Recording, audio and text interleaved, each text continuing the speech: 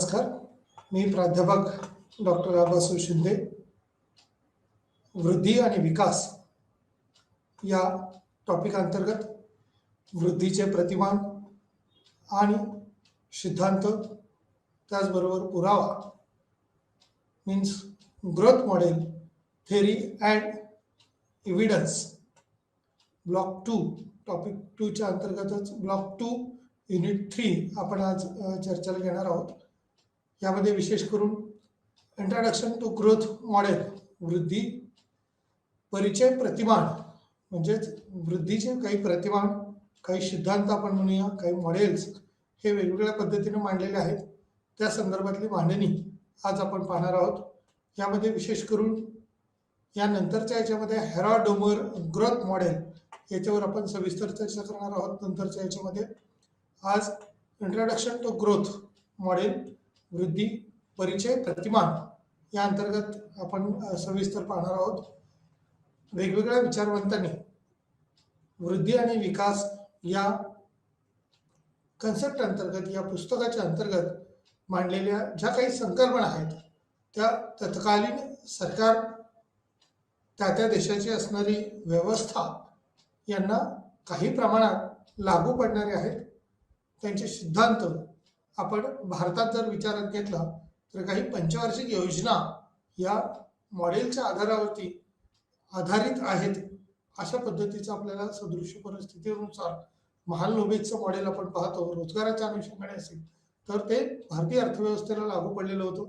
त्याचबरोबर अनेक सिद्धांताच्या माध्यमातून अर्थशास्त्राची किंवा आर्थिक बाजू मांडताना कोणत्या ना कोणत्या देशाची अर्थव्यवस्था त्या पद्धतीची आहे अशा पद्धतीची मांडणी ही विचारवंतांनी केलेली असते. त्यामध्ये अनेक विचारवंत खरं तर अर्थशास्त्रज्ञ आहेत, समाजशास्त्रज्ञ काही आहेत. त्या विचारवंताचा सामाजिक शास्त्राच्या अनुषंगाने जर आपल्याला विचार होतो त्यामध्ये विशेष करून अर्थशास्त्र हा अत्यंत महत्त्वाचा गांभीर्याचा विषय असतो. विकास आणि वृद्धी, वृद्धी ही संकल्पना अगोदरच्या टप्प्यातली आहे. म्हणजे विकास होऊन वृद्धी होते असं कधी होत नाही. तर वृद्धी आणि विकास म्हणजे पहिल्यांदा वृद्धीचा टप्पा आपल्याला गाठावा लागतो, त्यानंतर आपण विकासाकडे वाटचाल करत असतो. डेव्हलपमेंट इकॉनॉमिक्स ज्या वेळेला आपण पाहतो त्यावेळेला आर्थिक वृद्धी आणि विकास याकडे आपल्याला पाहावं लागतं. वृद्धीचं मॉडेल, थेरी अँड एव्हिडन्स या अंतर्गत इंट्रोडक्शन टू ग्रोथ मॉडेल, वृद्धी परिचय प्रतिमान यामध्ये विशेष अनेक बाबी खरं तर येऊ शकतील. वेगवेगळ्या विचारवंतांनी मांडलेले विचार त्या अंतर्गत आपल्याला पाहता येऊ शकतील अशी स्थिती आपण पाहतो. यामध्ये वृद्धी परिचय प्रतिमान म्हणजेच वृद्धीचे काही सिद्धांत आपल्याला बघावे लागतील. त्याचे काही युनिट 3 ची जे इंट्रोडक्शन आहे किंवा प्रस्तावना आहे त्याच्यात कोणता कोणता भाग समाविष्ट आहे त्या इंट्रोडक्शन मध्ये दिलेला आहे. शास्त्रीय वाढीचे काही सिद्धांत त्यामध्ये दिलेले आहेत. शास्त्रीय वाढ कशा पद्धतीने होऊ शकते, सायंटिफिकली त्याला रिझन्स आहेत का, तर ते निश्चितपणे आहेत. मार्क्सियन वाढीचा सिद्धांत त्यामध्ये दिलेले आहेत. विकास सिद्धांताचे टप्पे, रोस्टो आणि कुझनेट्स यांनी मांडलेले काही तत्व किंवा काही टप्पे आपण म्हणूया ते टप्पे याच्यामध्ये दिलेले आहेत. विकास सिद्धांताचे टप्पे रोस्टो आणि कुझनेट्स यांनी मांडलेले आहेत. रोस्टोचा जो सिद्धांत आहे तो विशेष करून रोजेस्टन रोडान म्हटलं जातं. खरं तर या रोस्टोच्या अंतर्गतच रोस्टो थेरी किंवा कुझनेट्स थेरी दिलेली आहे. संरचनात्मक बदल मॉडेल दिलेलं आहे. म्हणजेच इथं स्ट्रक्चरल चेंजिंग मॉडेल काय आहे ते दिलेलं आहे. लुईस मॉडेल आणि विकास विश्लेषणाचे नमुने त्या अंतर्गत समाविष्ट आहेत. आंतरराष्ट्रीय अवलंबन मॉडेल आणि द्वैतवादी विकास प्रबंध, आंतरराष्ट्रीय अवलंबन मॉडेल आणि द्वैत विकास प्रबंध यामध्ये सुद्धा द इंटरनॅशनल डिपेंडन्स मॉडेल म्हणजे अंतर्गत आपण म्हणूया एक देश दुसऱ्या देशावर किंवा एकाच उत्पादन हे दुसऱ्याच्या उत्पादनाच्या अनुषंगाने कशा पद्धतीने असू शकतं. निओ क्लासिकल प्रतिक्रांती आणि पारंपरिक नव शास्त्रीय वाढ सिद्धांत यामध्ये दिलेला आहे. अंतर्जात वाढीचा काही सिद्धांत आहे. Unified growth theory, unified growth theory म्हणजे विकासाच्या संदर्भातलं एक मॉडेल त्या अंतर्गत दिलेलं आहे. त्या अंतर्गत त्याचा समावेश अंतर्भाव केलेला आहे. आंतरराष्ट्रीय अवलंबन वेगवेगळ्या पद्धतीने खरं तर दिलेलं आहे. अंतर्जात वाढीचा सिद्धांत, द थेरी ऑफ एन्डोजिनियस ग्रोथ, त्यातून आपल्याला दिसून येईल. न्यू क्लासिकल आणि प्रतिक्रांती आणि पारंपरिक नवशास्त्रीय वाढ सिद्धांत याच्यात दिलेला आहे. या इंट्रोडक्शन टू ग्रोथ मॉडेलमध्ये यामध्ये आपल्याला या अनेक बाबी सखोलपणे पाहायच्या आहेत. ते बघूया आपण एक एक. इंट्रोडक्शनच्या अनुषंगाने आर्थिक वाढ ही शाश्वत करणे आणि त्याचा परिणाम किंवा त्याचा परिणाम त्याचा अभ्यास यामध्ये केलेला असतो. प्रति व्यक्ती वास्तविक जीडीपी कशा पद्धतीचा आहे, वास्तविक वाढ कशा पद्धतीने होते, हे देखील जीडीपीच्या अनुषंगानं या वेगवेगळ्या प्रतिमानांमध्ये, वेगवेगळ्या मॉडेलमध्ये, थेरीजमध्ये आपल्याला जे आहे ते पाहायला मिळतं. प्रति व्यक्ती उत्पन्न म्हणजे दरडोई उत्पन्न जसं जर वाढत गेलं तरच जीडीपी मध्ये सुद्धा वाढ होऊ शकते. जीडीपी मध्ये वाढ होण्यासाठीच अशा अनेक घटकांमध्ये बदल होणं अपेक्षित असतं. केवळ उत्पन्न वाढणं याच्यावरूनच खरं तर जीडीपी काढला जातो. जीडीपी मोजण्याच्या वेगवेगळ्या पद्धती आहेत. उत्पादन पद्धत आहे, उत्पन्न पद्धत आहे, खर्च पद्धती आहे. परंतु यामध्ये सर्वात श्रेष्ठ किंवा युजेबल आपण म्हणूया भारतात जी वापरली जाते ती उत्पन्न पद्धती. आणि भारताचा जीडीपी हा दिवसेंदिवस वृद्धी किंवा वाढत आहे असं म्हटलं जातं. आणि प्रति व्यक्ती उत्पन्न देखील वाढलेलं दिसतं. परंतु गरीब आणि श्रीमंत यांच्यामधल्या ज्या वेळेला आपण उत्पन्नाची दरी पाहतो त्यावेळेला ती फार मोठी असल्याचं आपल्याला दिसून येतं. किंबहुना गरिबांचा देखील उत्पन्नाचा रेशो जो आहे तो वाढणं अपेक्षित आहे. ॲव्हरेज किंवा सरासरी उत्पन्न जे आहे ते वाढणं अपेक्षित आहे. तरच आपण विकासाचा टप्पा गाठू शकतो. आर्थिक वाढ म्हणजे अशी म्हणजे जीडीपी मध्ये ज्या वेळेला वाढ होते त्यावेळेला आर्थिक वाढ झाली असं म्हटलं जातं किंवा आर्थिक दृष्टीने विकास झाला असं म्हटलं जातं. जसं की आपण पाहतो आपल्या आजूबाजूला सभोवताली एखाद्या राज्याचं असेल, एखाद्या कुटुंबाचं जर एखाद्या राज्यातल्या गावातल्या पाहिलं तर त्या ठिकाणच्या कुटुंबामध्ये सुद्धा एखादी वाढ घडून येते. म्हणजे उत्पन्न जर मोठ्या प्रमाणावर असेल तर त्यांच्याकडे गाडी, बंगला, सगळ्या काही वस्तू ज्या आहेत त्या अद्ययावत स्वरूपाच्या असतात किंवा नवीन मोठ्या खर्चाच्या खरेदी केलेल्या असतात. म्हणजे आपण म्हणतो की नाही ते कुटुंब श्रीमंत कुटुंब आहे. म्हणजे श्रीमंत आहे परंतु ते विकसित आहे का, शिक्षणाची त्यांच्याकडे आहे का, लिव्हिंग ऑफ स्टँडर्ड राहणीमानाचा दर्जा त्यांचा उंचावलेला आहे का, मूलभूत गरजा आहेत त्या तर केव्हाच खरं तर पूर्ण झालेल्या असतात. परंतु या इतर बाबींचा देखील जसं की कालच्या मागच्या लेक्चरमध्ये आपण एका याच्यात पाहिलं होतं की कल्याण साधता आलं पाहिजे. आणि जीडीपी मध्ये आपण फक्त उत्पन्नाचा रेशो पाहतो. आर्थिक वाढ झाली म्हणजेच खरं तर अशी व्याख्या अर्थव्यवस्थेच्या अनुषंगाने वस्तू आणि सेवांच्या महागाई समायोजित मूल्यामध्ये ज्यादा वेळ अर्थशास्त्रज्ञ आर्थिक मुळे झालेल्या आर्थिक वाढीतील एक संदर्भ देतात. श्रम, भांडवल, जमीन इत्यादीचा प्रभावी वापर सघन वाढ म्हणून जीडीपी वाढ केवळ वापरासाठी उपलब्ध इनपुटच्या प्रमाणात वाढ झाल्यामुळे दिसून येतो. वाढलेली लोकसंख्या किंवा नवीन यंत्रसामग्री यामुळे देखील वृद्धीची संकल्पना किंवा वृद्धी प्रतिमान हे दिसून येतं. जीडीपी मध्ये वाढ तर होणं अपेक्षितच आहे. त्याचबरोबर इनपुट्स म्हणले उत्पादनाचे जे घटक असतात मूलभूत त्याच्यामध्ये देखील वाढ होणं अपेक्षित आहे.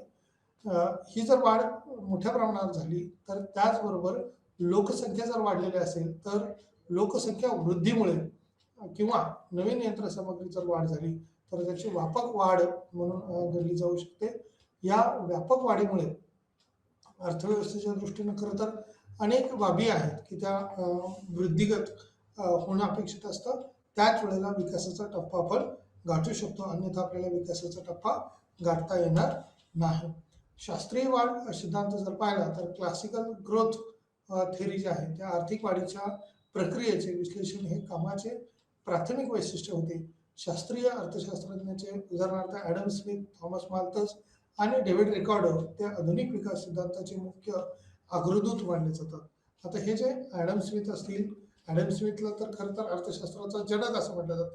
राष्ट्राची संपत्ती हा ग्रंथ ॲडम स्मिथ यांनी मांडला आणि त्यातूनच जसं की कौटिल्यच्या संदर्भातले ग्रंथ मांडलेले आहेत किंवा अर्थशास्त्र नावाचा कौटिल्यांनी एक चांगला ग्रंथ मांडला आणि त्यातूनच अर्थशास्त्राची ही एक ज्ञानशाखा अत्यंत महत्वाचे ज्ञानशाखा त्याला सायंटिफिकली मांडणी करण्याचं काम ॲडम स्मिथनं आपल्या राष्ट्राची संपत्ती या ग्रंथामध्ये केलेला आपण पाहतो.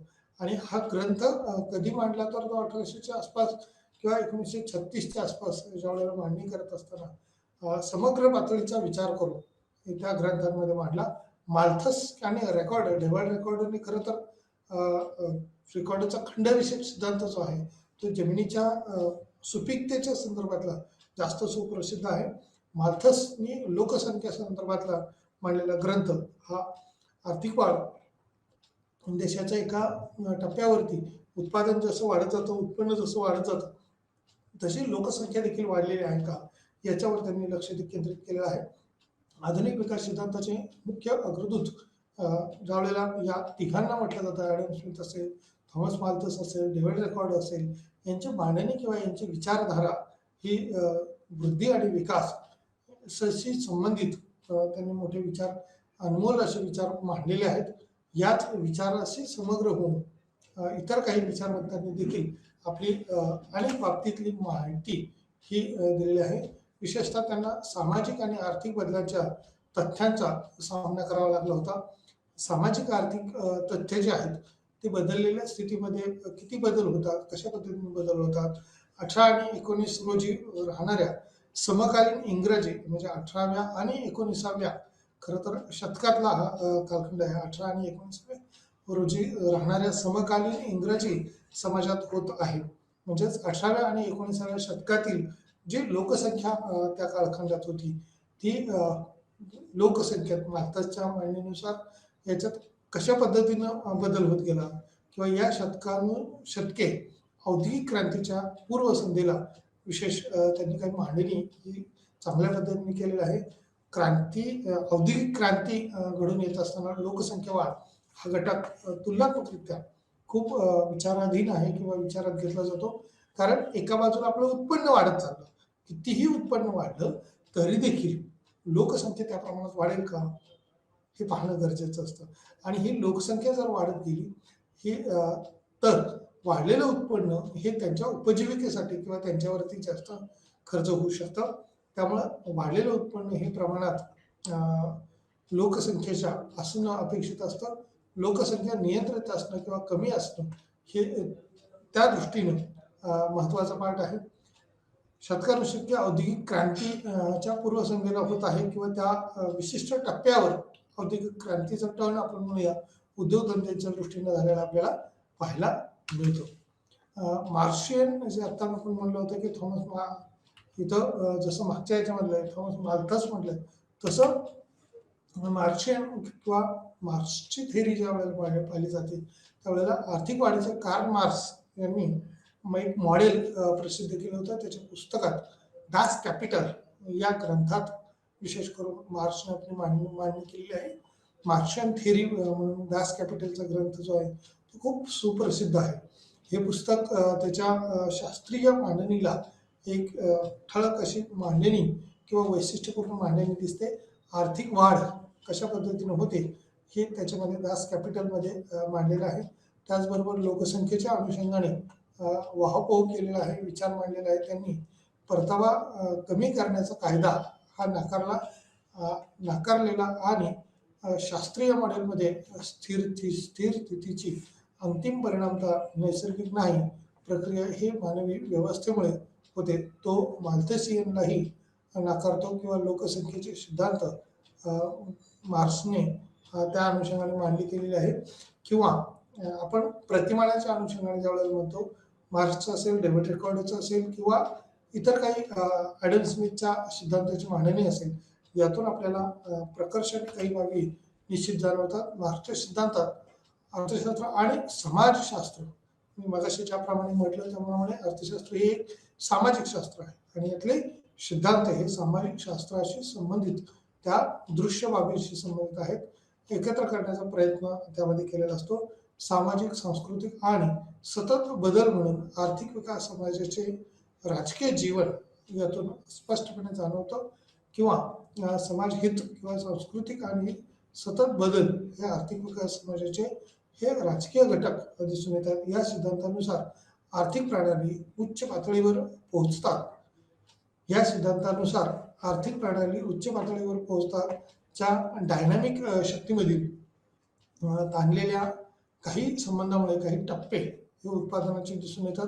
हळूहळू विकसित होत असलेले सामाजिक आणि राजकीय संघटना जी उत्पादनास परवानगी देते त्यामधले विशेष विकासाचे काही टप्पे महत्त्वाचे असतात. आदिम सांप्रदायिक समाज आणि सरंजामशाही, भांडवलशाही, समाजवाद आणि साम्यवाद. खरं तर देशांची रचना या पद्धतीची वेगवेगळ्या केलेली आहे. देशांची मांडणी किंवा अभ्यास करणाऱ्या अभ्यासकांनी समाजवादी विचारसरणी असणारे देश, साम्यवादी विचारसरणी असणारे देश, भांडवलशाही असणारे देश, सरंजामशाही असणारे देश आणि आदिम किंवा सांप्रदायिक समाज असणारा देश या टप्प्यात वेगवेगळ्या देशाचे वर्गीकरण केल्यामुळं भांडवलशाही देश हे निश्चितपणे आपल्या लक्षात येईल की विशिष्ट देशामध्ये हे भांडवलाचं प्रमाण हे फार मोठ्या प्रमाणावर असतं आणि याच भांडवलामुळं अर्थव्यवस्थेला एक सुबत्ता येऊ शकते. त्या भांडवलाच्या आधारावरती यंत्र तंत्र खरेदी करता येऊ शकतं. यंत्रतंत्राच्या सहाय्याने उत्पादन वाढीसाठी प्रोत्साहन देता येऊ शकतं. आता या उत्पादन वाढीमध्ये भांडवल प्रधान देश हे भांडवली साधनसामुग्रीचा वापर करतात, तर समाजवाद आणि साम्यवाद असणारे देश किंवा सरंजामशाही असणारे देश इथं मानवी श्रमाचा वापर हे मोठ्या प्रमाणावर केला जातो, कारण एकूण लोकसंख्या ही अशा देशामध्ये मोठ्या प्रमाणावर असते. भांडवलाची कमतरता ही प्रामुख्याने त्यांची तर खरं समस्या असते, परंतु याच समस्येवर मात किंवा या समस्येच्या विरुद्ध बाजूने आपण म्हणूया की भांडवल नसल्यामुळं लोकसंख्येचा किंवा कार्यक्षम लोकांचा वापर करून अर्थव्यवस्थेला सबळ बनवण्याचं काम केलेलं असतं. वाढीच्या सिद्धांताचे काही टप्पे रोस्टो आणि Kuznets, stages of growth theories, Rostow and Kuznets. Rostow आणि कुझनेट्स यांनी आपली सिद्धांत जे मांडलेले आहेत ते याच्याशी संबंधित आहेत. रोस्टोचा सिद्धांत हा ऑल्ट डब्ल्यू रोस्टो यांचं ते पूर्ण नाव आहे. अविकसिततेपासून ते संक्रमण स्पष्ट केलेलं आहे. म्हणजे एखादा देश हा आपल्या अविकसित अवस्थेमध्ये असतो किंवा आपण म्हणूया सुरुवातीच्या पहिल्या टप्प्यात हा कोणताही देश हा ज्या वेळेला कोणतंही साधन सुविधा किंवा साधन संपत्ती नसते त्यावेळेला तो गरीब असतो, दारिद्र्य असतो, त्याला अविकसित अवस्थेचा एक दर्जा मिळतो आणि त्यानंतर तो विकसनशील अर्थव्यवस्थेकडे वाटचाल करतो. म्हणजे भारताचे जर पाहिलं तर आता आपण विकसनशील पण त्यातूनही पुढच्या टप्प्यात आपण वेगवान विकास करणारी अर्थव्यवस्था म्हणून सध्या उदयाला येत आहोत किंवा उदयोन्मुख अर्थव्यवस्था म्हणून भारताकडं जगाचं लक्ष असतं किंवा त्या अनुषंगानं पाहिलं जातं. म्हणजे विकासाच्याच टप्प्यावर उंबरठ्यावर आपण आहोत, परंतु त्या अगोदरची स्टेज आपण पाहतोय की उदयोन्मुख अर्थव्यवस्था असणारा देश म्हणून जगात आपली भारताची ओळख आहे किंवा अनेक देश तशा पद्धतीने प्रयत्न करत आहेत. रोस्टो यांचा ऑल्टस रोस्टो यांनी मांडलेले सिद्धांत याच्यामध्ये असं म्हटलं की किंवा रोजस्टो जे मांडतायत त्यांनी अविकसित देशातली स्थिती आणि तिथली संक्रमणाची पातळी कशा पद्धतीने बदलू शकते, कशा पद्धतीने त्या ठिकाणचे टप्पे पार करता येऊ शकतात, तर ती अवस्था या ठिकाणी विचारात घेतलेली आहे. आर्थिक वाढीचे काही टप्पे आहेत. या टप्प्याद्वारे वाढीच्या प्रक्रियेचे तपशीलवार वर्णन याच्यामध्ये केलेलं आहे. पारंपरिक समाज टेक ऑफ करण्यासाठी पूर्व शर्ती किंवा टेकऑफची अवस्था म्हणजे आर्थिक वाढीचे जे टप्पे त्यामध्ये घ्यायचे ते कुठले टप्पे घेता येतील, तर पारंपरिक समाज व्यवस्था जी आहे बुरसटलेली आपण म्हणूया विचारसरणी असेल, म्हणजे तिथं साक्षरतेचा अभाव आहे, उत्पन्नाच्या दृष्टीने दरडोई उत्पन्न आहे ते खूप कमी आहे, मागासलेली स्थिती आहे, अशातून आपण ऊर्जित अवस्थेकडे जाणं म्हणजे थोडासा टेकऑफ करणं आपण म्हणूया. पूर्व शर्ती किंवा काही अटी आपण सामोरे जाणं आणि टेकऑफ करणं म्हणजे जसं एअरोप्लेनचं विमानाच्या दृष्टीने आपण पाहतो तो जमिनीपासून थोडंसं अंतर वरती जाण्याच्या दृष्टीने किंवा एक झेप घेण्याची अवस्था जी आपण म्हणूया ते टेकऑफची अवस्था यामध्ये पार करण्याचा प्रयत्न हे अविकसित देश आहेत ते करत असतात. अविकसित कडून विकसनशील देशाकडं, विकसनशील कडून विकसित देशाकडं वेगवान फ्लाईंग करण्याच्या दृष्टीनं प्रयत्न केलेले असतात. परिपक्वतेकडे त्याची चालना जी आहे ती झालेली दिसते. उच्च वस्तुमान किंवा उच्च वस्तुमान म्हणजे वजनाने आकाराने जसं म्हटलं जातं तसं वस्तुमान त्याचं घनफळ आपण म्हणूया त्या अनुषंगाने किती दर्जेदार आहे किंवा किती परिपक्वतेची आहे त्या अनुषंगाने रोस्टोचा सिद्धांत किंवा रोस्टोने आपले विचार मांडलेले आहेत.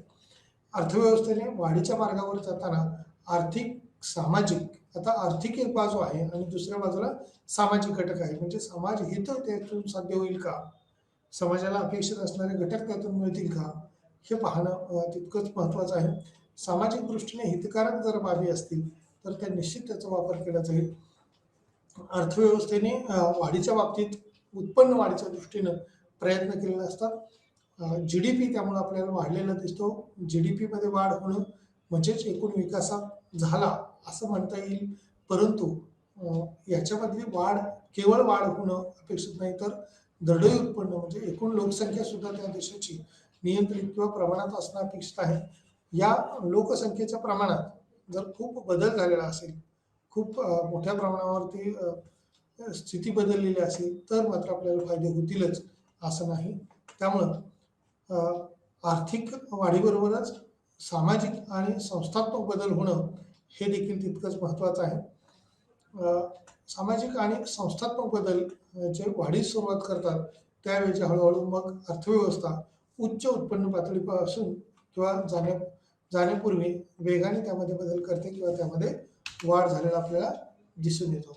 कुझनेट्सचा सिद्धांत हा सायमन कुझनेट्स यांनी मांडलेलं modern economic growth, modern economic म्हणजे आधुनिक आर्थिक वृद्धी याची ही संकल्पना आहे. कुझनेट्स या विचारवंतांनी मांडली. देशाच्या आर्थिक वाढीची व्याख्या त्यांनी करताना असं म्हटलेलं आहे की क्षमतेत दीर्घकालीन वाढ, आपली उत्पादनाची जी क्षमता आहे त्यामध्ये दीर्घकालीन वाढ होणं अपेक्षित असतं. कोणताही देश हा शॉर्ट टाइमचा विचार करत नाही किंवा समाज हा शॉर्ट टाइमचा विचार करत नाही. व्यक्ती हा अल्पकालाचा किंवा शॉर्ट टाइमचा विचार करणार असतो. व्यक्ती हा अल्पकालासाठी असतो. अल्पकाल म्हणजेच कदाचित ते 50 वर्ष असेल, 70 वर्ष असेल, 80 वर्ष असेल, 100 वर्ष असेल. 100व्या वर्षी का होईना पण व्यक्ती हा मृत पावणार असतो आणि समाज हा दीर्घकाळ चालणारी प्रक्रिया आहे. त्यामुळे समाज हा अमर स्वरूपाचा आहे, तर व्यक्ती हा मृत स्वरूपाचा मानला जातो अर्थव्यवस्थेच्या दृष्टीनं. कारण एखाद्या व्यक्तीचा किंवा काही व्यक्तींचा अभ्यास जर केला तर ते ठराविक कालखंडात त्यांच्याकडून होणारा वृद्धीचा टप्पा आपण म्हणूया, विकासाकडेचा टप्पा म्हणूया, त्याची वाटचाल ही झालेली आपल्याला दिसून येते. परंतु दीर्घकालामध्ये होत असणारी वृद्धी ही विकासाकडे जात असते आणि समाज हा अमर स्वरूपाचा असल्यामुळं निश्चितपणे या सामाजिक दृष्टीने देखील समाजाच्या क्षमता वृद्धिगत करण्यासाठी प्रत्येक देश हा आपली गुंतवणूक असेल, नैसर्गिक साधन संपत्ती असेल, जोपासण्याचा प्रयत्न करतो. मानवी संपत्ती जी आहे ती सुद्धा टिकवण्याच्या दृष्टीनं तो देश प्रयत्न करतो. आपण कोविड-19च्या कालखंडात आपण पाहिलं, या कोविड पॅन्डेमिकमध्ये असणाऱ्या ज्या काही वेगवेगळ्या समस्या होत्या त्या समस्येवर मात करण्यासाठी प्रत्येक देश अहोरात्र किंवा 24/7 आपण म्हणूया प्रयत्न करत होता. वेगवेगळ्या लसी, वेगवेगळ्या औषधं, मग त्यांना सेपरेटेशन असेल किंवा वैद्यकीय उपकेंद्र असतील ती मोठ्या प्रमाणावर उपलब्ध करून देण्याचं काम केलं. किंवा सॅनिटायझरचा आपण वापर बघतो सर्वसाधारण स्थितीपर्यंत किंवा प्रत्येकाने या सॅनिटायझरचा जर वापर करण्यावर भर देता आली किंवा त्यातून दीर्घकाळाच्या दृष्टीनं मानवाचं कल्याण किंवा मानवी हित जिवंत राहणं इथपासून ते अगदी त्याच्याकडून होणाऱ्या प्रत्येक क्रिया आपण बघतो की देशाने अशा पद्धतीच्या सोयीसुविधा सुखसुविधा त्या देशाने पुरवल्या. म्हणूनच आपल्याला दीर्घकाळात आपण पाहतो की आपला मानवी समाज जो आहे तो विकासाकडे वाटचाल करताना दिसतो किंवा एका मोठ्या संकटातून महाकाय संकटाकडून आपण बाहेर निघालेलो आहोत आणि पुढे आर्थिक विकासाकडे पुन्हा आपले योगदान किंवा आपल्या कुटुंबाच्या गरजा असतील, आपल्या वैयक्तिक गरजा असतील त्या पूर्ण करून देशाच्या गरजा आपण पूर्ण करण्याच्या दृष्टीने विकासातला आपला खारीचा वाटा उचलण्याच्या दृष्टीनं वृद्धी एक एक टप्पा करत आहोत. म्हणजेच समाज हा दीर्घकाळ राहणार आहे. व्यक्ती अल्पकाळामध्ये म्हणजे काही कालखंडात व्यक्ती हा मृत पावत असतो तर समाज हा दीर्घकाळापर्यंत असतो. या ठिकाणी हा भाग महत्वाचा आहे. क्षमतेत दीर्घकालीन वाढ, आर्थिक वाढ जी घडून आणायची ती त्याची संकल्पना किंवा याची क्षमता कॅपॅसिटी जर निश्चितपणे वाढली तर आर्थिक वस्तूचा पुरवठा करण्यासाठी हे प्रगत तंत्रज्ञानावर आधारित वाढणारी क्षमता आणि संस्थात्मक आणि वैचारिक समायोजन ज्यांची गरज असल्याचं आपण पाहतो. ही गरज पूर्ण करण्याच्या दृष्टीनं का कुझनेट्स असं सांगतात की समाजहित किंवा समाज वैचारिक दृष्टीनं विचारधारा, जर महाराष्ट्राचा विचार केला तर महाराष्ट्राची लोकधारा, जसं गीतगायनाच्या बद्दल म्हटलं जातं तसं साधू संतांच्या बाबतीत किंवा विठ्ठल रुक्मिणी हे जे दैवस्थान पंढरपूरचं आहे तर त्यांना देहू आणि आळंदीवरून जाणारी ही जी सामाजिक किंवा समाज सांस्कृतिक दृष्टीनं वारसा जोपासलेला आहे वारकरी संप्रदायाने, तो सुद्धा खूप महत्त्वाचा आहे. म्हणजेच एकूण लोकसंख्या जी आहे ती वैचारिक समायोजन म्हणजे विचारधारा ही सकारात्मकतेच्या दृष्टीनं अंधश्रद्धा त्याच्यात न ठेवता श्रद्धेनं वाटचाल करताना आपण दिसतो. आणि हा एक समाज किंवा वेगळी वर्णव्यवस्था आपण म्हणूया, जाती व्यवस्थेकडे आपण विचार न करता कुठल्याही एखाद्या समाजात विशिष्ट प्रकारच्या ज्या असणाऱ्या चालीरीती असतात, रीतिरिवाज असतात, त्याचं पुढं चालू ठेवणं आणि चांगल्या पद्धतीने त्याच्यातून समाज व्यवस्था निर्माण करणं, देशाच्या उत्पन्नात वाढ करणं, रक्षणाच्या दृष्टीनं, सेवेच्या दृष्टीनं वाढ करणं, या GDP मध्ये असणारा सर्व समावेशक घटक, शेती असेल, उद्योग असेल, सेवा असेल, याच्यामध्ये वृद्धी करण्याच्या दृष्टीनं वैचारिकता ही देखील तितकीच महत्त्वाची असते. कारण झालेलं उत्पन्न असेल, उत्पादन असेल तर ते उत्पादन हे मार्केटपर्यंत नेणं, तिथून उपजीविका भागवणं किंवा त्या ठिकाणच्या सवयी, चालीरीती, रूढी, परंपरा या सगळ्यावरती मागणी अवलंबून असते.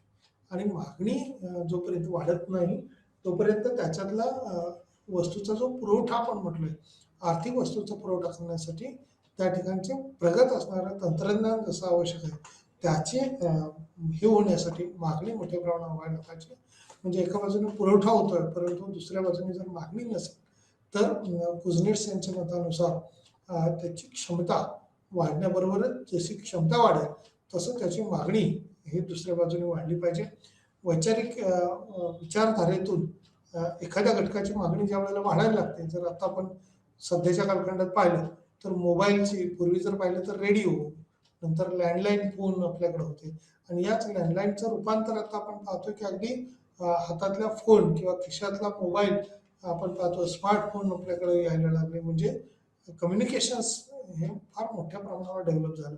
आणि या फोनचा वापर करावा का न करावा, जर सर्वसामान्य गावातले लोक आजही विचार करतात की फोनवर जर बोलायचं म्हटलं तर त्यातून येणारा आवाज किंवा त्याने होणारा आपल्याला त्रास किती होईल, कसा होईल, रिंग वाजली तर त्याचा हार्ट पर्यंत आपल्याला काही प्रॉब्लेम होऊ शकतो का जर वरच्या खिशात मोबाईल असेल, किंवा अनेक बाबतीत अनेक विचारधारा ह्या वेगवेगळ्या असू शकतात, त्याची मांडणी ही वेगवेगळी असू शकते. क्षमतेत दीर्घकालीन म्हणजे उत्पन्नाची क्षमता जर आपली वाढली वेगाने तर दीर्घकाळामध्ये आपला विकास होऊ शकतो किंवा विकासाचा टप्पा आपण चांगल्या बाजूने मांडू शकतो. आता याच्यात काही 6 मूलभूत व्याख्या त्यांनी करण्याचा प्रयत्न केलेला आहे.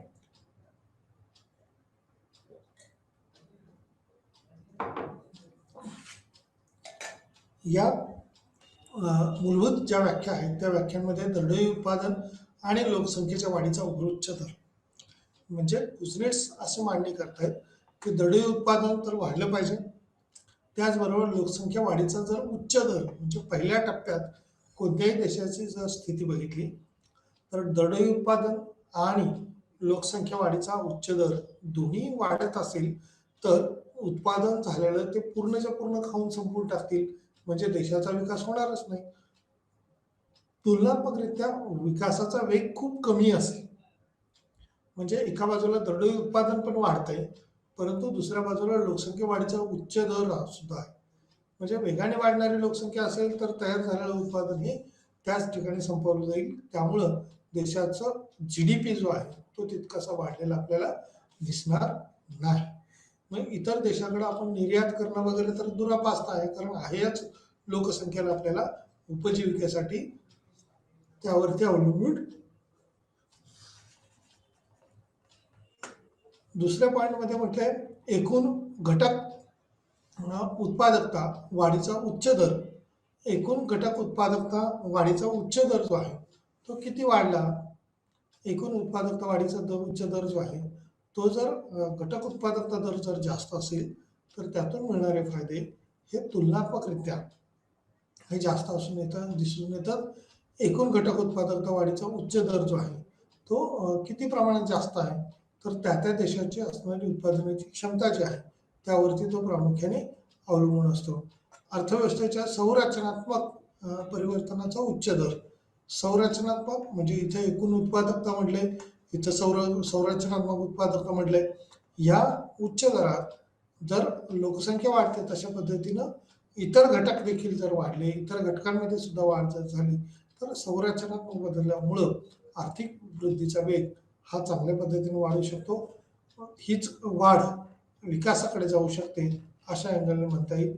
सामाजिक आणि वैचारिक परिवर्तनाचे उच्च दर. समाज परिवर्तित होतोय किंवा समाज व्यवस्था जी आहे ती आता आपण पाहतोय ग्रामीण भागात सुद्धा अनेक सोयीसुविधा पोहोचलेल्या आहेत. अंधश्रद्धा ही खूप कमी झालेली आहे किंवा नष्ट होण्याच्या मार्गावर आहे. विश्वासार्हता आहे किंवा आधुनिक यंत्रसामुग्रीच्या सहाय्यानं संरचनात्मक त्याच्यातून बदल होत आहेत, चांगले बदल होत आहेत. अर्थव्यवस्थेच्या संरचनात्मक परिवर्तनाचा उच्च दर गाठताना सामाजिक आणि वैचारिक परिवर्तनाचे उच्च दर यातून दिसून येतात. आर्थिक दृष्ट्या विकसित देशाची प्रवृत्ती ही बाजार आणि कच्च्या मालासाठी उर्वरित शब्द किंवा उर्वरित भाग आपण त्यातून दिसून येतात. आर्थिकदृष्ट्या विकसित देशाची प्रवृत्ती ही बाजार आणि कच्च्या मालासाठी उर्वरित त्याच्यात बाबतीत येत असते. आर्थिक वाढीचा मर्यादित प्रसार.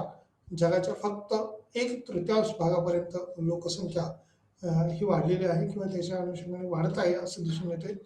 आर्थिक वाढीचा मर्यादित प्रसार हा जगाच्या फक्त 1/3 भागापर्यंत लोकसंख्या पोहोचलेली आहे. एकूण घटक उत्पादकता म्हणजे एका बाजूने आपण पाहतोय की आर्थिक वाढीचा मर्यादित हा प्रसार जो आहे तो जगाच्या फक्त 1/3 भागापर्यंत पोहोचलेला आहे.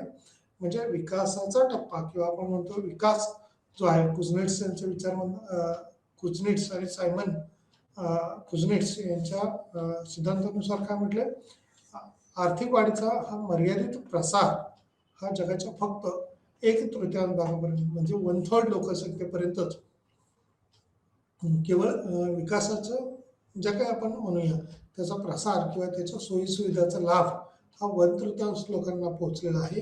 म्हणजेच एक आपण वरचा जो भाग आपण म्हणतो तो अजूनही विकासापासून वंचित आहे किंवा त्या सुविधा ह्या त्यांच्यापर्यंत मिळालेल्या नाहीत. जगाच्या फक्त 1/3 भाग म्हणजे हा खूप कमी भाग आहे की तिथं लोकसंख्येला त्या सुविधा पोहोचलेल्या आहेत. आर्थिकदृष्ट्या विकसित देशाची प्रवृत्ती ही बाजार आणि कच्च्या मालासाठी उर्वरित भाग. कच्चा माल म्हणजे कोणत्याही देशात म्हणजे जसं अविकसित देश आपण पाहतो, विकसनशील देश आपण पाहतो तिथं कच्चा माल हा मोठ्या प्रमाणावर उपलब्ध होतो किंवा या कच्च्या मालाचा वापर करून त्याचं पक्क्या मालात रूपांतर करणं. जास्तीची लोकसंख्या आहे त्या ठिकाणी श्रमप्रधान साहाय्याने वस्तूचं उत्पादन करणं आणि झालेलं उत्पादन हे विक्रीसाठी किंवा विक्रीयोग्य ठिकाणापर्यंत पोहोचवण्याच्या दृष्टीनं प्रयत्न केला जातो. कुझनेट्सनं मोठ्या संख्येने विकसित देशासाठी हे निरीक्षण म्हटले आहे की 6 वैशिष्ट्ये त्यांनी मांडलेली आहेत. परस्पर बळकट आणि परस्पर संबंधित ही वैशिष्ट्ये आहेत. दीर्घकाळापर्यंत आर्थिक वाढीचे विश्लेषण करण्याचा दृष्टिकोन त्यातून दिसून येतो त्यांनी विकसित केला आहे. ऐतिहासिक कालखंडांना त्यांनी आर्थिक युग म्हटलेले आहे. नवकल्पना किंवा वैज्ञानिक ज्ञान आणि त्याचा उपयोग युगाची व्याख्या त्यामध्ये केलेली आहे. अशा प्रकारे आर्थिक वाढ आणि संरचनात्मक बदल हा कुझनेट्सच्या विचारधारेतून आलेला दिसतोय आपल्याला. वेगवेगळे विचार हे कुझनेट्सनं जसे मांडलेले आहेत तसे अनेक विचारवंतांनी खरं तर आर्थिक युग म्हणून भारताकडं किंवा आर्थिक विकासाच्या दृष्टीनं विकासातले वेगवेगळे जे टप्पे आपण म्हणतो ते टप्पे कसे गाठता येईल, ते कसे पूर्ण करता येईल त्याकडे बारकाईनं पाहिलं जात असतं. वेगवेगळ्या बाबतीत भारतीय अर्थव्यवस्था ही जगाच्या अर्थव्यवस्थेच्या तुलनात्मकरित्या खूप पुढे किंवा अग्रगण्य असणारी अर्थव्यवस्था आपण आहे अशा पद्धतीची पाहतो. या अवस्थेत आपल्याला किती फायदा होऊ शकतो, देशाची विकासाची टप्पा कसा गाठता येऊ शकतो,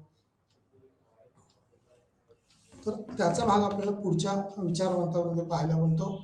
structural changes model. Lewis model आणि विकास विश्लेषणाचे नमुने. स्ट्रक्चरल बदल मॉडेल द्वैतवादच्या लोकप्रिय कल्पनेवर याचा द्वैतवादाच्या अनुषंगाने खरं तर लुईस मॉडेल म्हणून प्रसिद्ध आहे. विकासाचे जे स्ट्रक्चर मांडलेलं आहे ते द्वैतवादावरती आधारित आहे आणि ते खूप लोकप्रिय झालेलं दिसतंय किंवा लोकप्रिय असणारे हे स्ट्रक्चर आहे. त्याच्यामध्ये काय काय आहे ते आपण बघू शकतो.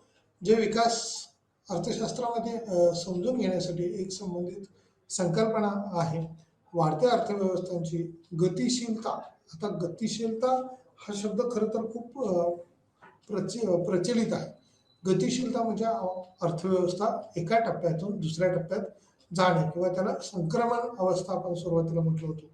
मग तशा पद्धतीनं ग्रामीण भागातली लोकसंख्या शहरी भागापर्यंत पोहोचणं किंवा शहरातली लोकसंख्या आणखी मोठ्या शहरापर्यंत पोहोचणं, मोठ्या शहरात किंवा आंतरराष्ट्रीय पातळीवरती एका ठिकाणाहून दुसऱ्या ठिकाणी लोकसंख्येचं होणारं गतिशीलता किंवा गतिमानता आपण जसं पाहतो तशा पद्धतीनं अर्थशास्त्रातला विचार करता एखाद्या देशाचं अवस्था त्याच्या उत्पन्न रेशोनुसार बदलते. म्हणजे अल्पविकसित देश असेल, विकसनशील देश असेल, हे कशावरून निश्चित होतं तर त्याचे दृढ उत्पन्नाचे रेशो जो आहे तो वाढल्यानंतर किंवा वरच्या टप्प्यात गेल्यानंतर अर्थशास्त्रातील द्वैतवाद आहे तो कशा पद्धतीने आहे तर त्याचा एका टप्प्यातून दुसऱ्या टप्प्याकडे संक्रमणाची अवस्था गाठल्यानंतर द्वैतवाद आहे. आर्थिक व्यवस्थेमध्ये दोन विरोधी शक्तींचे सह अस्तित्वाची शक्यता असू शकते. विविध प्रकारचे याच्यात बाबी दिसून येतात. उदाहरणार्थ संघटनात्मक, तांत्रिक किंवा संरचनात्मक द्वैतवाद हा अर्थव्यवस्थेच्या वर्गीकरणाचा आधार आहे. 1950च्या दशकात डब्ल्यू आर्थर लुईस सर्वात प्रसिद्ध संरचनात्मक बदल त्यांनी मॉडेल मांडलेलं आहे. एक म्हणजे यावर लक्ष केंद्रित करतं. स्ट्रक्चरल ज्या बाबी आहेत त्याच्यामध्ये 1950च्या दशकात डब्ल्यू आर्थर लुईस म्हणजे एकूण आपल्याला पाहतो आपण भारताला स्वातंत्र्य मिळाल्यानंतर या विचारधारेला जास्त वाव मिळालेला आहे. द्वैतवादाकडून आपण अद्वैतवाद वगैरे आपण म्हणतो तर त्या पद्धतीनं संघटनात्मक आणि तांत्रिक बदल होण्याबरोबर त्यात संरचनात्मक बदल हा देखील वर्गीकरणाचा महत्त्वाचा टप्पा आहे. लुईसचा सर्वात प्रसिद्ध संरचनात्मक बदल किंवा मॉडेल एक आहे जे यावर लक्ष केंद्रित करतं. विशेष करून या लुईसने मांडलेल्या विचारधारा असतील किंवा त्याच्या तत्कालीन समाज व्यवस्थेतले असणारे अनेक विचारवंत असतील की त्यांनी विकासाशी संबंधित आपलं हे मॉडेल द्वैतवादाच्या संदर्भात मांडलेलं आहे. आंतरराष्ट्रीय अवलंबन मॉडेल यामध्ये द्वैतवाद विकास प्रबंध याच्यातही 2-3 संकल्पना खरं तर एकत्रित करण्याचा प्रयत्न केलेला आहे त्यांनी. आंतरराष्ट्रीय अवलंबन क्रांतीचे मॉडेल विकसित होत आहे. म्हणजेच देशांतर्गत आणि आंतरराष्ट्रीय कडकपणात गुंतलेले देश आणि त्यामुळे विकसित सह अवलंबित्व आणि वर्चस्व संबंधात अडकलेले देश या देशांची वर्गवारी करताना मॉडेल आणि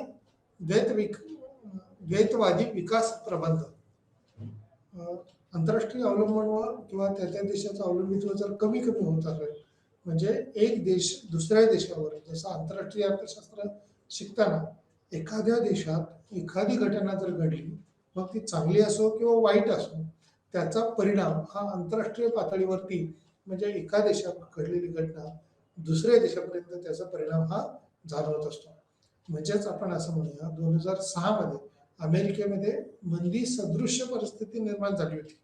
याचं कारण काय, मोठ्या प्रमाणावर होम लोन्स, घरांवरती कर्ज दिली होती. आणि आपल्या भारतात जशा पद्धतीनं आरबीआय आहे, मध्यवर्ती बँक आहे, तशा पद्धतीनं त्यांच्याकडची व्यवस्था ही नियंत्रित न राहता विविध प्रकारचे कर्ज, विविध प्रकारचे लोन्स हे दिल्यामुळं लोनचं प्रमाण हे फार मोठ्या प्रमाणावरती झालं होतं. कर्जाचा बोजा हा खूप मोठ्या प्रमाणावर लोकांवर वाढला होता. आणि वाढलेल्या कर्जाच्या बोजामुळे लोकांच्या मागणी होत नव्हत्या, वस्तूंना असणारी मागणी कमी पडत होती किंवा अपुरी मागणी वाटायची. आणि त्यामुळंच एकूण उत्पादन जे आहे ते बाजारपेठेमध्ये पडून राहिलं लागलं. आणि उत्पादनं जर बाजारपेठेत पडून राहायला लागली तर त्या उत्पादकांना उत्पन्न मिळत नाही. ज्यांनी वस्तूंचं उत्पादन केलेलं आहे, जे लोक व्यापार करतात त्यांना उत्पन्न मिळत नाही. आणि हे उत्पन्न न मिळाल्यामुळं उद्योग व्यवसाय बंद पडतात. उद्योग व्यवसाय बंद पडतात म्हणजे उदाहरणार्थ आपण पाहिलं की मागणी जर नसेल तर समजा 4 व्हीलर गाडी आहे एखाद्या कंपनीची आणि त्या कंपनीच्या वस्तूची मागणी होत नाहीये किंवा सभोवतालच्या असणाऱ्या 4 व्हीलरच्या मागण्या जर कमी झाल्या तर इंडस्ट्रीयल सेक्टरमध्ये हे उत्पादन करणाऱ्या ज्या कोणत्या कंपन्या आहेत त्या कंपन्यांना आपलं उत्पादन कमी कमी करून आपले कामगार बेकार करावे लागतील, आपले शोरूम्स बंद करावे लागतील, आपले उद्योगधंदे तशा पद्धतीचे काही दिवस हे आहे अशा अवस्थेत ठेवावे लागतील. म्हणजे त्यांच्या अगदी रेंट देणं सुद्धा त्यांना परवडणार नाही. त्यामुळे कालांतराने हे उद्योग व्यवसाय बंद पडत जातील. पण अशा ऊर्जित अवस्था निर्माण करण्याच्या दृष्टीने त्या त्या ठिकाणच्या बँका, सरकार मोठ्या प्रमाणावर प्रयत्न करतं. आणि या प्रयत्नातूनच उद्योग व्यवसायात तयार होणारा जो काही माल असतो त्याची मागणी वाढते. त्यामुळेच त्या मालाला उत्पादित करण्यासाठी त्याचे जे काही उत्पादनाचे घटक असतात, मग त्यामध्ये भूमी आहे, श्रम आहे, भांडवल आहे, संयोजक आहे, ह्या घटकांची मागणी वाढते. आणि या घटकांची मागणी वाढते म्हणजेच त्यांना मोबदले मिळतात. खंड, वेतन, व्याज आणि नफा हे चारही घटकांची मागणी जी आहे ती चांगल्या पद्धतीने वाढल्यामुळं, जास्ती प्रमाणात वाढल्यामुळं अर्थव्यवस्था पुन्हा सुस्थितीत येण्याच्या दृष्टीनं वाटचाल करत असलेले आपण पाहतो. देशांतर्गत आणि आंतरराष्ट्रीय पातळीवरती या स्थितीत अवलंबित्व किंवा त्याच्यातले असणारे बदल हे झालेले आपण पाहत असतो. म्हणजे क्रांतीच्या टप्प्यावर वाटचाल करण्याच्या दृष्टीनं याच्यात खूप चांगले सकारात्मक बदल हे झालेले दिसतात. देश अवलंबित्व मॉडेल म्हणजे जगाला केंद्र किंवा जागतिक पातळीचं केंद्र होण्याच्या दृष्टीनं ज्यावेळेला एक मध्ये विभाजित करते, परीघ जेथे पॉवर डायनॅमिक्सचा असमान सेटअप आहे.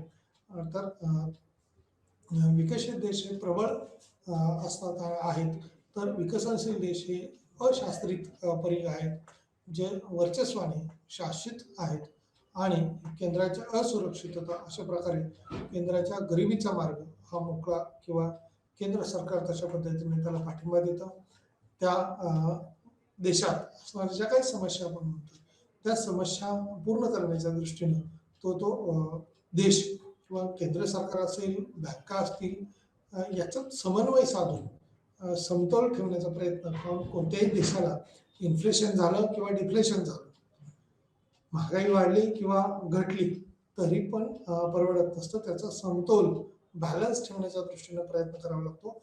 आणि हाच समतोल दीर्घकाळ त्यांचे पंचवार्षिक योजना असतील, दीर्घकाळातली मिळणारी सरकारची सत्ता असेल तर ती ठेवण्याच्या दृष्टीनं प्रयत्न केला जातो. आणि याच सत्ता टिकवण्याच्या दृष्टीनं कोणतेही सरकार हे आपला प्रयत्न करत असतं. रोजगार मिळवण्याच्या दृष्टीनं किंवा वेगवेगळे आश्वासनं आपण पाहतो ती कितपर्यंत जाऊ शकतात, उद्योग व्यवसायांचा विकास किती होऊ शकतो, हे त्या त्या देशातल्या असणाऱ्या सुखसुविधांवर, सोयीसुविधांवर अवलंबून असतं. त्या लोकांची असणारी मागणी त्या वस्तूला किती आहे त्यावरती अवलंबून असू शकतं. आंतरराष्ट्रीय बाजारपेठेत जर पाहिलं तर एखाद्या वस्तूची मागणी ही प्रचंड प्रमाणात असते आणि एखाद्या वस्तूची मागणी ही नगण्य स्वरूपाची असते. किंवा आपण आता पाहिलं की दिवाळीच्या दरम्यान असणारी वेगवेगळ्या वस्तूची मागणी ही खूप मोठ्या प्रमाणावर दिसून येते. परंतु दिवाळीनंतर वस्तूची मागणी ही काही वस्तूंच्या बाबतीत ही खूप कमी झालेली दिसते किंवा घटलेली दिसते मागणी. आणि आंतरराष्ट्रीय अवलंबित्व जे आहे ते कमी कमी होत चाललेलं आपण पाहतो. मग या अवस्थेत कोणत्या वस्तूला मागणी येऊ शकते आंतरराष्ट्रीय पातळीवरती, तर ते देखील पाहणं अपेक्षित असतं. कारण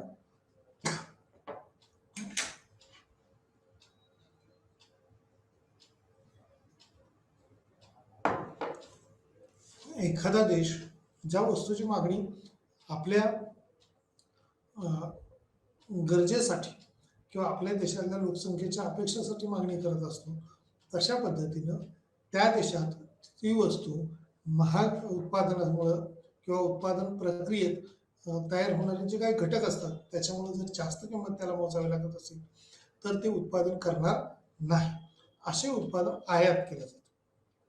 म्हणजे ज्याचा उत्पादन खर्च जास्त आहे त्या वस्तूची आपण आयात करतो किंवा कोणताही देश हा त्या वस्तूची आयात करण्याचा प्रयत्न करतो. ज्या वस्तूचं मागणी किंमत ही आपल्याला परवडेल अशा वस्तूंची आपण आयात करतो. उत्पादनाची जर व्यवस्था आपल्याकडे होत नसेल किंवा आपल्याकडे तशा पद्धतीचं वस्तूचं उत्पादन होत नसेल तर आपण वेगवेगळे खरं तर आता ऑनलाईन सिस्टीम ज्यावेळेला ऐकतो पाहतो आपण त्यावेळेला मोबाईलच्या दृष्टीने आपण पाहिलं तर अगदी हेडफोन असतील किंवा ब्लूटूथ कनेक्शन्स असतील किंवा टी व्हीचे जे काही वेगवेगळे स्क्रीन्स आपण पाहतो, कॉम्प्युटरचे वेगवेगळे सॉफ्टवेअर हार्डवेअर्स पाहतो त्यावेळेला आपण त्या ऑनलाईन मागवण्याचा प्रयत्न करतो किंवा जे मागवतो ते सुद्धा त्याच्या ज्या कंपन्या आहेत त्या नक्की कुठल्या आहेत, देशातल्या आहेत का परदेशातल्या आहेत, तर त्याचा आपण विचार तितकासा करतोच असं होत नाही. परंतु आंतरराष्ट्रीय वस्तूच्या बाजारपेठेत ज्या वेळेला वस्तू येतात बाजारपेठेतून ही मागणी होते त्यावेळेला त्यातून मिळणारे फायदे तोटे हे देशाच्या दृष्टीने पण पाहिले जातात आणि व्यक्तीच्या दृष्टीने पण पाहिले जातात. आपण चीनकडून मोठ्या प्रमाणावर आयात करण्याचा प्रयत्न करतो, पण कोणत्या प्रकारची आयात असते आपली, तर ती आयात प्रामुख्याने विशेष करून आपल्याकडे येणारी चीनची आयात ही इलेक्ट्रॉनिक वस्तूची असते. आणि ही करतानाच आयात आपण ही कारण आपल्याकडची एकूण लोकसंख्या जास्त आहे आणि ह्या लोकसंख्येचे गरजा या देखील जास्त प्रमाणात आहेत. म्हणजे आपण कानाचा हेडफोन जर पाहिला तर आपण तो 50 रुपयाला पण मिळतो आणि 50,000 रुपयाला पण मिळतो. म्हणजे ही मोठ्या प्रमाणावरची जी काही तंत्रज्ञानाच्या संदर्भातली म्हणजे इलेक्ट्रॉनिक वस्तूच्या संदर्भातली स्पर्धा आपण पाहतो ही खूप मोठ्या प्रमाणावर दिसते. मग इलेक्ट्रिक बल्बच्या स्वरूपात जर पाहिलं, फॅनच्या स्वरूपात पाहिलं, याच्या सभोवतालच्या असणाऱ्या आपल्या कुटुंबात गरजा, ऑफिसेसमध्ये ज्या असणाऱ्या वस्तू आहेत त्या वस्तूंची आपल्याला गरज ही फार मोठ्या प्रमाणावर असते.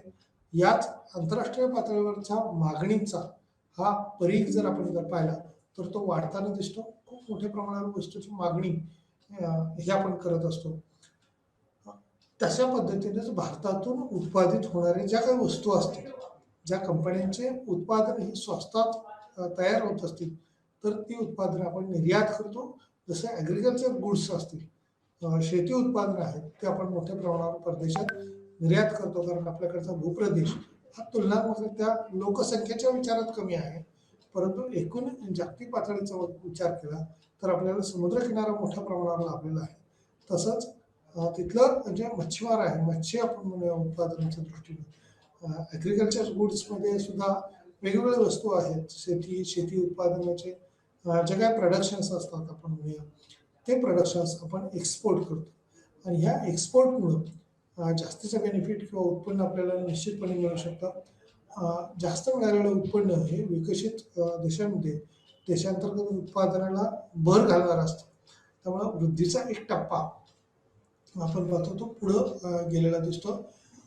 द्वैतवादी विकास प्रबंध जो आहे तो आंतरराष्ट्रीय अवलंबून आहे. क्रांतीचं मॉडेल विकसित होत आहे. देशांतर्गत आणि आंतरराष्ट्रीय कडकपणा जो आहे तो गुंतलेला एक देश हा दुसऱ्या देशाच्या कोणत्या ना कोणत्या घटकावरती अवलंबित असतो. बऱ्याच वेळेला भारताचा विचार आपण ज्या वेळेला करतो त्यावेळेला आफ्रिकन देश हे वेगवेगळ्या वस्तूचं उत्पादन करत असतात. आपण इतर देशावरती जर पाहिलं तर कच्च्या तेलाच्या दृष्टीने आपण दुसऱ्या देशांवर अवलंबून आहेत. त्याचबरोबर मसाल्याचे पदार्थ आपल्याकडे जास्त उत्पादन होतात, परंतु ड्रायफ्रुट्सचा ज्यावेळेला आपण विचार करतो तो ड्रायफ्रुट्स आपण मोठ्या प्रमाणात पाकिस्तानसारख्या देशाकडून आपण आयात करतो आणि मग आपल्याकडे होणारं उत्पादन जे आहे ते आपण या देशांना निर्यात करत असतो. आयात निर्यातीच्या दृष्टीनं दोन देशामधले संबंध हे सलोख्याचे असणं हे खूप महत्त्वाचं असतं. त्याचा परीघ किंवा त्या केंद्रस्थानी असणारी जी काही डायनामिक सिच्युएशन आपण म्हणूया, सेटअप म्हणूया, तो विचारात घेण्यासारखा असतो. कारण एक देश हा दुसऱ्या देशाला सहजासहजी पाठिंबा देतो किंवा देत नाही. अ, याचा विचार करावा लागतो. त्यासाठीच आपले देशाचे पंतप्रधान नरेंद्र मोदी असतील किंवा इतर मंत्रिमंडळातले त्यांचे मंत्री असतील किंवा देशातले आपले काही उद्योजक असतील, डॉक्टर्स असतील, वकील्स असतील किंवा अनेक तज्ञ आपण म्हणूया, ते आंतरराष्ट्रीय पातळीवरती आपले संबंध हे सलोख्याचे ठेवण्याचे प्रयत्न करतात. याच सलोख्याच्या संबंधामुळे आपल्याला आयात निर्यात करण्याच्या दृष्टीनं किंवा गरज पडेल त्यावेळेला आपण त्यांच्याकडे त्या त्या वस्तूची मागणी करतो किंवा आपल्याकडे असणारा उत्पादनाचा जो काही स्रोत जास्त असेल तर तो आपण निर्यात करतो त्यांच्याकडे. याच निर्यातीतून मोठ्या प्रमाणावर उत्पन्न मिळवण्याचा प्रयत्न हा प्रत्येक देश खरं तर करत असतो. गरिबीचा मार्ग मोकळा करण्याच्या दृष्टीनं किंवा सर्व लोकसंख्येला अन्नधान्य पुरवेल एवढं उत्पादन भारतात निर्माणच होतं असं नाहीये. काही वेळेला पर्जन्यमान जर कमी झालं तर ते उत्पादन होत नाही. मग हे अपुरं उत्पादन असेल, जसं की आपण गहू पाहतो, बऱ्याच वेळेला आपल्याला गहू आयात देखील करावा लागतो. तसं तर भारत हा अन्नधान्याच्या बाबतीत स्वावलंबी असणारा देश आहे, परंतु साठवणूक सुविधा ह्या मुबलक प्रमाणात नाहीत आहेत, परंतु त्या अपुऱ्या स्वरूपाच्या आहेत. ट्रान्सपोर्टिंग फॅसिलिटी आपण वाहतुकीची साधनं ज्यावेळेला म्हणतो त्यावेळेला ही साधनं देखील मर्यादित आहेत. त्यामुळं आंतरराष्ट्रीय घडामोडीवर भारताला नेहमी लक्ष ठेवून असावं लागतं. भारतीय अर्थव्यवस्था अर्थव्यवस्थेवर जसे इतर देश आपली बाजारपेठ म्हणतात तशा पद्धतीने इथली जी वाढलेली लोकसंख्या आहे, मोठ्या प्रमाणाची असणारी लोकसंख्या आहे, तर त्या या लोकसंख्येला लोकसंख्येच्या गरजा पूर्ण करण्याच्या दृष्टीने देश आपला प्रयत्न करत असतो आणि याच प्रयत्नातून अनेक खरं तर फायदे झालेले आपल्याला दिसतात. अनेक वस्तू या आंतरराष्ट्रीय पातळीवरून आपण आयात करतो, तसेच निर्यात करतो आणि या आयातीतून आपल्याला या वस्तूंचं अल्प कालावधीमध्ये एखादी टेक्नॉलॉजी आपण घेतो, ज्यावेळेला एखादं मशीन यंत्र खरेदी करतो, समजा जापनीज कंपनीज असतात, त्या ब्रँडेड असतात, दीर्घकाळामध्ये या वस्तू आपल्याला ठेवता येऊ शकतात. परंतु चीनसारख्या देशाकडून इलेक्ट्रॉनिक्स वस्तू घेतो त्यावेळेला काही वेळेला सिच्युएशन अशी असते की अगदी यूज अँड थ्रो, वापरा आणि फेकून द्या. जसं की मोबाईल 500 रुपयात मिळाला, पण हे 500 रुपयाचा घेतलेला मोबाईल हा दीर्घकाळासाठी चालेलच अशी शाश्वती नाहीये.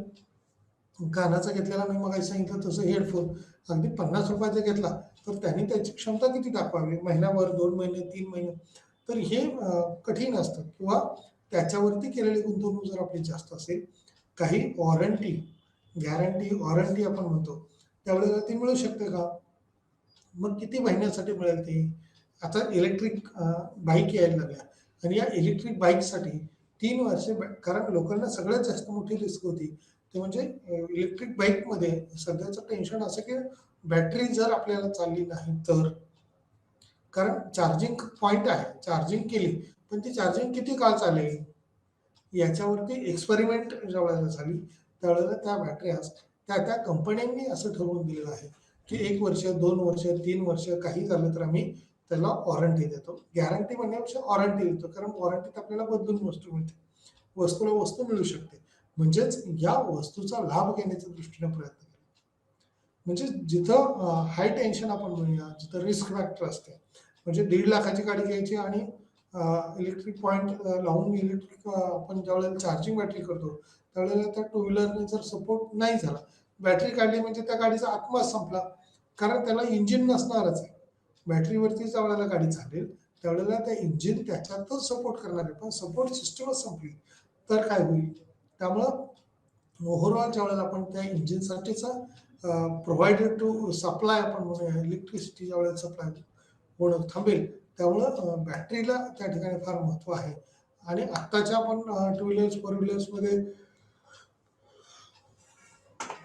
ज्या काही बॅटऱ्या पाहतो त्या बॅटऱ्यांचा सपोर्ट हा लाईट लागण्यासाठी आपण म्हणूया, त्याच्यासाठी त्याची जास्त गरज असते. मग इंजिनच्या सहाय्यानं इंजिन व्यवस्थित चाललं तर आपल्या गाड्या सध्या पेट्रोल आणि डिझेलवरती चालताना दिसतात. या पेट्रोल डिझेलवरच्या गाड्यापेक्षा इलेक्ट्रिक गाड्या ज्या आहेत त्या जास्त फायदेशीर आहेत, पर्यावरणपूरक आहेत. महत्त्वाचे म्हणजे आपले पेट्रोल जे आपल्याला जास्त आयात करावं लागतं त्याच्या आयात आपल्याला करावी लागणार नाही, मर्यादित आयात करावी लागेल किंवा आयातीवरती आपलं नियंत्रण येऊ शकेल. म्हणजेच एकाकडचा असणारा जो काही पेट्रोल डिझेलवरचा होणारा खर्च हा या विकास मॉडेलच्या अंतर्गत या वेगवेगळ्या आंतरराष्ट्रीय पातळीवरच्या देवाणघेवाणीच्या अनुषंगानं देशात काही उत्पादनाचे नवीन शोध लागल्यामुळं आपल्याला त्याचे फायदे मिळू शकतात किंवा परित्यागतात आपण म्हणूया की विशेष दर्जा आपल्याला निश्चित मिळेल. वेगवेगळ्या विभाजित घटकांमध्ये जो काही भाग आहे तो फार महत्त्वाचा आहे. त्याच्यात विकसनशील देश कशा पद्धतीनं आपल्या परिघात कार्यरत आहेत, म्हणजे अविकसित, विकसनशील आणि परत विकसित या टप्प्यावर विकसित देश खरं तर आपलं वर्चस्व हे नेहमी राखण्याचा प्रयत्न करतात. म्हणजे कोणताही ठिकाण असो, कोणतीही बाब असो, तर त्या ठिकाणावरती आपल्याला सोयीचे अशा पद्धतीचे जे काही कायदे कानून आपण म्हणूया, रूल्स अँड रेग्युलेशन्स म्हणूया, तर ते करण्याचा प्रयत्न नेहमी करत असतात. विकसनशील देशाला असेल, अविकसित देशाला असेल, तर तितकेसे फायदेशीर हे नियम नसतात. जास्ती त्यांच्या वस्तू उत्पादन जे झालेलं आहे ते खपवण्याच्या दृष्टीने भारताकडं किंवा अविकसित देशाकडे पाहिलं जातं.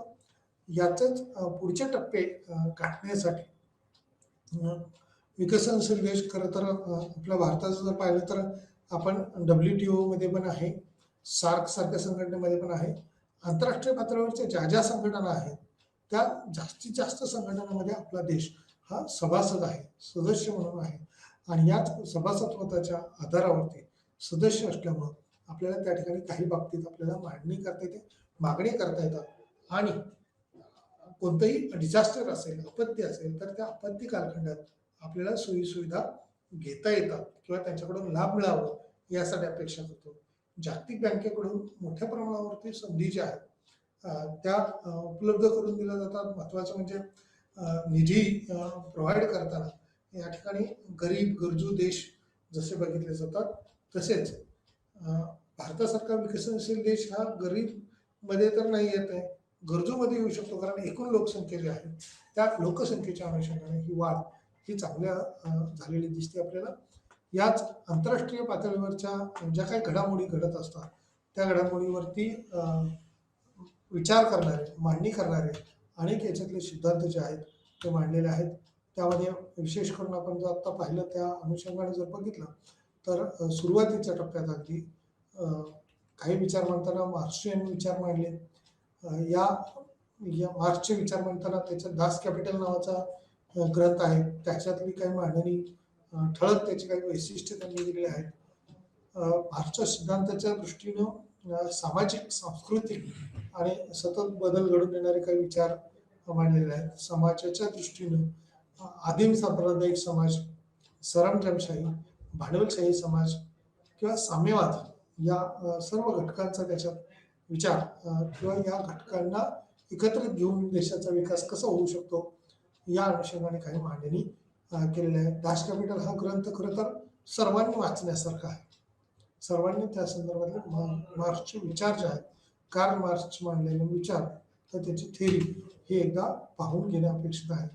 वाढीच्या संदर्भातले जे काही वेगवेगळे 6 टप्पे मांडलेले आहेत त्या टप्प्यांमध्ये आर्थिक वाढीच्या टप्प्यामध्ये पारंपरिक समाज टेक ऑफ करण्यासाठीचा पूर्वशर्तीगत असणारा विचार, परिपक्वतेकडे वाटचाल करणारा विचार आणि इतर कुझनेट्स मांडलेले विचार आपण आता पाहिले. त्या अनुषंगानेच लुईस मॉडेल हे देखील महत्त्वाचं आहे. द्वैतवाद आणि आंतरराष्ट्रीय अवलंबून असणारे मॉडेल, द्वैतवाद विकास संबंध याच्यात मांडलेले आहेत. आज आपण या ठिकाणी थांबूया. धन्यवाद.